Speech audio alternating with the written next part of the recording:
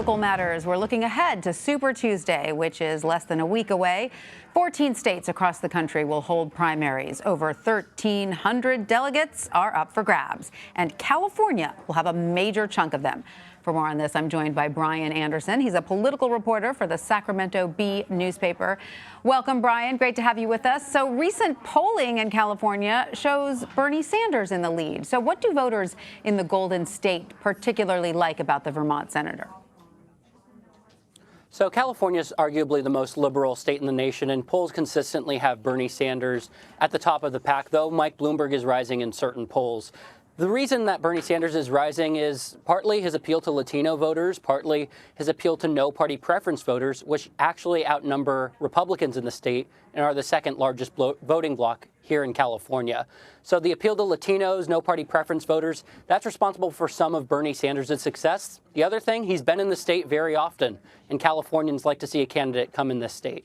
So interesting. So his recent comments then about Cuba, which will affect his standing with Latinos in Florida, the Cubans and the Venezuelans, doesn't then affect his standing with Latinos further west, which tend to be Mexican Americans. Is that correct? Well, it could affect votes. I mean, we don't want to run the risk of jumping and putting Latinos into one basket. There's older Latinos who may be more skeptical and who may have greater historical context and be skeptical and worried about some of his comments about Fidel Castro. But Sanders' appeal to young Latino voters here in the state appears pretty strong. All right. Now, we do know that he was so confident that he would win Nevada that ahead of the caucus, he actually left the state and went to campaign in California. So tell us what his campaign has been like in California so far. So unlike many campaigns, he has a huge operation here in Super Tuesday long before Super Tuesday even started or he was even in this discussion. So Bernie Sanders has over 100 paid staff members here in California and about 20 offices. Now, that's the largest operation with the exception of Mike Bloomberg, who came into this race a little bit later. And Sanders has an acute sense of what happened to him here in 2016 against Hillary Clinton, where she won the state. And he doesn't want it to happen again. So there's clearly a California focus from Sanders' folks. And that's reflected, just as you said, as he's looking at Nevada, he's still physically here in California. I wonder, obviously there's a huge, delegate grab at stake in California, but does California also hold sort of a symbolic place for Democrats? Well, there's a saying that as California's political policies get enacted, so go the rest of the nation. And California is a very progressive state, so this is an important test for perhaps the most progressive and most liberal candidate of the 2020 Democratic presidential field. So right. California carries symbolic importance as well. All right. So, of course, California Senator Kamala Harris was originally running for president before suspending her campaign in December. She has yet to endorse a candidate for president. Is there any indication of when she may do that and who she may be leaning toward?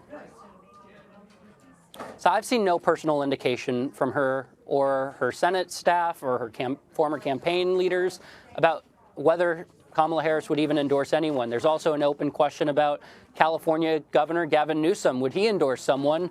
And there was a recent event at the Sacramento Press Club where all these top campaigns were asked if they expect something from Harris or from Newsom on endorsement fronts, and nobody raised their hand. So it could be a quiet time here in California because there's a huge moderate lane, and you don't want to back the wrong horse if you're a high-profile politician. Right. So can you give us some insight into the issues voters in California care most about and how this could influence the way they cast their votes? Well, first and foremost, it's worth noting the context that Californians ask if you're caring more about electability or your own personal policy priorities. They'll point to electability. But with that context, the top priorities here in California, first and foremost, housing. That's a big issue that's not really being discussed at the national scale. And we just saw Joe Biden release his first housing plan just a few days ago. So Californians are really concerned about housing. The environment, climate change, Green New Deal is the other top priority. But we've also seen higher education, healthcare, and immigration be some of these second-tier issues that people care about as well. Right, and all of those issues did come up at the in the debate last night. Interesting to see how Californians absorbed that information from the candidates. All right, Bryan Anderson of the Sacramento Bee, thank you so much for joining us. Thanks for having me.